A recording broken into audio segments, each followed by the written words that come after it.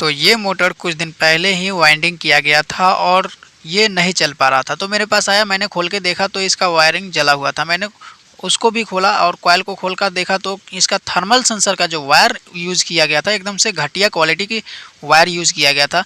तो मैंने उसके जगह पे क्या ना कि एक मोटा वायर, अच्छा क्वालिटी का वायर लगा दिया और इसमें कहीं से भी कोई टेपिंग नहीं किया गया है। सबसे ख़ास बात यह है कि कहीं से भी कोई टेपिंग नहीं किया गया है। सारा का सारा सिलू पाइप से मैंने इसको अच्छे से उसका जॉइंट में मैच करके अच्छे से डाल दिया है, ताकि हमें कोई स्पार्किंग ना देखने को मिले और हमारा मोटर का लाइफ एकदम से अच्छी हो सके। ठीक, तो ये वीडियो कैसे लगा कमेंट में ज़रूर बताएं, लाइक शेयर सब्सक्राइब जरूर करें। Thanks for watching and bye bye, take care.